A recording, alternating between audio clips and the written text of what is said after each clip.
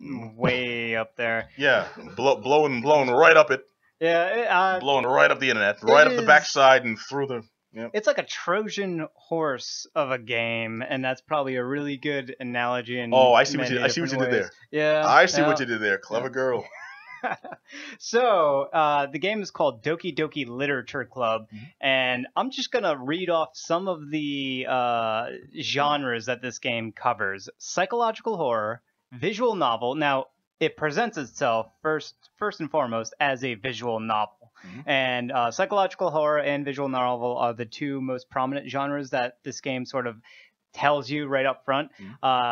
It's in anime. The artwork will tell you that. It's very much anime all over the place. It's cute. It's indie. It's story rich. It's dark, romance, horror, dating sim. And also and then some other stuff like gore, violent, 101 sexual PC content. repair class. What was that? 101's PC repair class. Programming for dummies. Actually, you're not far. And a minor specialization in did you unplug it and plug it in? Did you turn it off and turn it on again? Yeah, I don't want to get into any kind of spoilery things. Sorry, was here. that? I don't think that was. That's just. But so this is. It plays itself and it presents itself as a anime-based dating simulation game where you're going through and a visual novel. So there is a story that's happening, and you're clicking through each of the text bubbles that are occurring, and you're making decisions at certain points during the story as it's being presented to you. And your decisions are going to change the outcome of the story. Now, a good deal of your decision making and influencing of the story is, and this kind of ties into the name of the game, Doki Doki Literature Club. You are, as the main character, you are brought into and kind of forced to join a high school literature club with your old friend and her three other members of the literature club. So, as playing as this guy, you are immediately like, yeah, sign me up. There are 4 cute girls in this literature club. It's like, I don't want to read any books and everyone else is hot chicks. Well, maybe I can find the time. So, and that's sort of the star of the story, is presenting it in that way. And then as you're going through, they sort of decide, every day, in between days, we're gonna go home. We're gonna write poems and present it to each other, and so that we can sort of, as an icebreaker for everyone to get to know each other a little bit more and to get a little bit more comfortable with one another. Yeah, so, I know. I like to go home, get my Cavassier, get a little comfortable, and then write a poem. Yeah. So at the end of each day, you are piecing together words that you think are going to appeal to whichever of these girls that you are eyeing, like whichever one catches your fancy. You're gonna sort of try to pick the words that you think are gonna appeal to her the most. That way you can gain favor with that particular girl. So what Johnny's trying to say is, every day you come up with a plan to chicken hawk these poor ladies, and then you're gonna pick them off one by one until they've all succumbed to your will.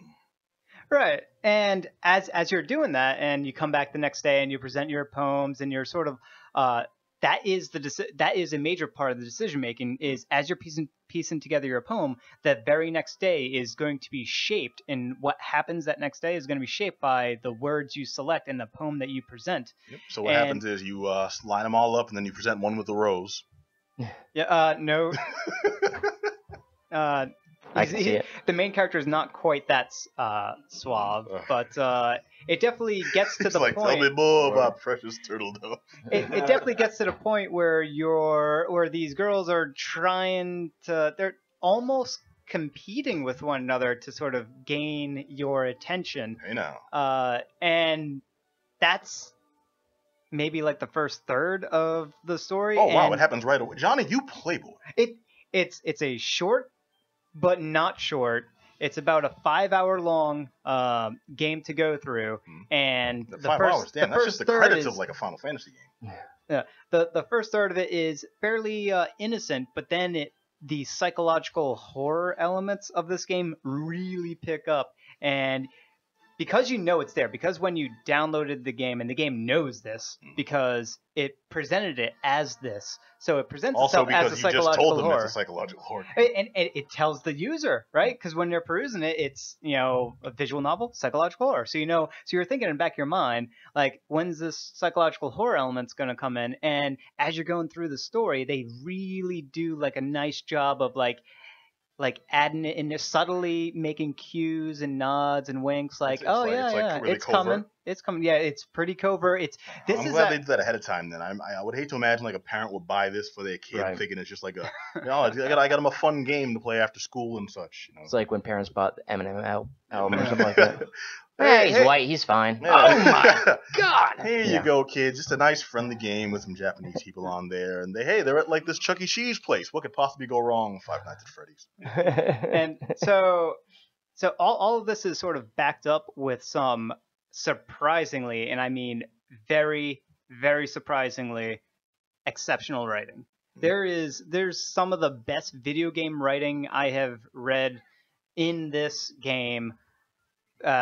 Definitely all year. I've never read or been presented a story of characters. Now, the story is not overly complex. That's a tall claim, because I mean, we're in the age where games aren't just you know, really crappy stories slapped together with some pixels.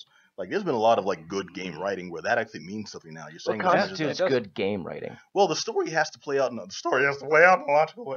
Well, the story, Adam, has to play out in a logical way where the gameplay still factors in, but it's not all about the self-suck of the director after they maybe had one hit in the past, Metal Gear, that really ties into the gameplay itself, but still keeps a good pace, so people are both entertained and intrigued by the outcome, and they get invested in the characters. Also, what they can do is when they want to play further, they can make DLCs that continue the story that will add to questions the player may have had as they would go on and exist in this world, and want to expand and get closure for these characters, maybe solid outcomes.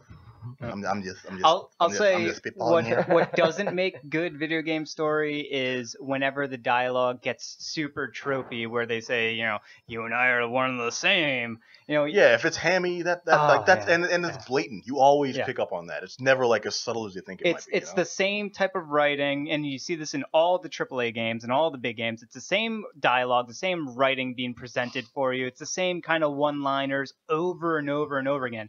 It makes me sick every single time I play a game that has that. And sometimes I'm playing a game. What are you doing here? I'm gonna get you. Yeah. So sometimes I'm playing a game where I'm not expecting that type of thing to happen, and then it does happen, and I immediately just take it down a few notches, just because it kind of ruins the experience, because they're just doing what movies do. It's just they're writing it in, they're sort of or calling it in as far as like creative dialogue. This, not the case. It's all about the good dialogue. It's all about the characters, and it's all about the clues, the very subtle presentation of clues, and oddly enough, a little bit of what's the word? Je ne sais quoi. Like a savoir-faire. Kind of like a philosophical sort of way of thinking, where it's sort of making you come to the realization that thinking of a response to a pretty messed up situation is not, and what you would think would be a good reaction, a good way to respond to a certain situation. Actually, no, it's not that good of a response. It's actually a messed up way of thinking that's a good response. So you're supposed to tell the police, nah, man, that asshole owed me money. It's worse than that. It's sort of like, it makes you think. It's my response to it. It makes you think that. Nah, man, she promised me some penis. It makes you think that, okay, this is going on with this particular character, and this is how your main character is dealing with it, and you're thinking like, yeah, that is a good way to deal with that type of thing. That, you know, you're thinking like, yeah, this is good, and then all of a sudden, like, you know, an hour later, all of a sudden the story sort of through changes. It turns it on its head, and now it's happening to you where some other character is doing a thing that you thought was good, but they're doing it to you, and you're the one who's in the bad situation, and you're like, well, I mean, this Johnny, person's a you got psychopath. to get yours, but they got to get theirs. You know. It makes you realize that way of thinking is psychopathic. It's super convoluted wait, for me, though. hold on. Yeah. So you're the protagonist of this game, but you're like the way you succeed is to be a psycho. Well, it's sort of you are slightly your train of thought. Yeah. Right, and it's a very innocent. It's like a train of thought that you would normally do, and how you would kind of think is an okay response to something, but it presents an angle, a perspective of how that can be viewed in a very negative way, and it does it, and it catches you off guard, and it does other plays things devil's too. advocate for you, basically. So if I'm talking to the cops in the game and they ask like, where do you work, and I'm like, okay, the bank, in the basement, in the boiler room. You know, okay, and where were you last night between I don't know 5 and 7? In your mom, and then you know, what did you have? What did you do while you were there? I ate her brains, and then okay, her brains are located in her. Yeah, you know, it's like, and then they're like, well, this guy didn't do it. We'll move on. Not quite that. You would definitely. It's hard to explain, and to explain it would to give it away, and it's definitely worth experiencing because it was this particular one of. There were a couple moments, but this one particular moment in the game, I'm not an emotional guy, but I almost cried a little bit because it reminded me of something that happened in my life. It's like emotional. In the game, someone steals the character's tricycle, and Johnny kind of broke down. It sort of took me down an emotional memory lane that almost got me a little teary-eyed, almost a little bit. Now, this didn't look like that type of emotional game to me from the stuff I saw online. You say yours is a unique experience, and that's intended. It's very intended to present itself as one thing, and and also to give you a little bit of information to make you think that it's something else, the psychological horror. And it's a con. And then the show is all about cons. It's really developed by Dustin Hoffman.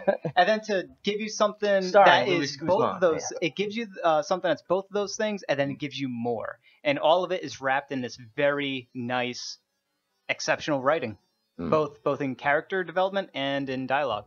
All right, I'm surprised. I mean, nice. It looked like it was one very specific kind of game. I expected to throw curves, but you're saying this was a really like, despite knowing that going in, because it tells you what it is, it was still shocking and still like it sounds like you had a good time. Yeah. I had a great time, actually. You've been recommending this before the show. I definitely had a really good time. I did recommend it to a lot of people because it's only 5 hours long. I'm a slow reader too, so to anyone else, it'd be like 20 minutes. Not quite that, but probably like other people would probably be like 3 to 4 hours long. But for me, I took my time. I like to read things and fully understand things. This is also a game that you have to turn your brain on as you're reading it. You're that guy that sits there for 45 minutes and reads the entire iTunes agreement, aren't you? Somebody's got to, because I'm not reading that.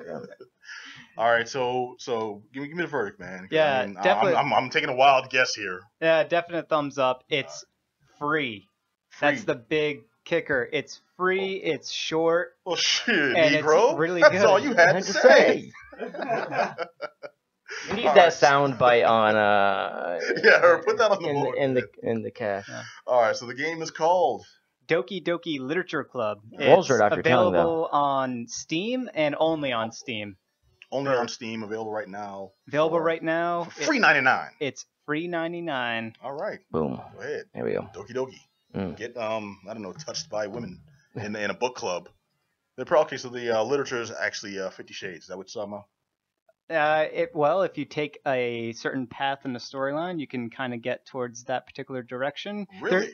There's multiple branching story paths in this. Yeah, game but as no, well. the one that okay, now on that's the one you start with. That's how you start. Yes. There is one of these 4 girls. They're gonna like what you like. They're gonna be into what you're into. I'm with it. You just gotta pick simple the right numbers girl. game. All right, going down.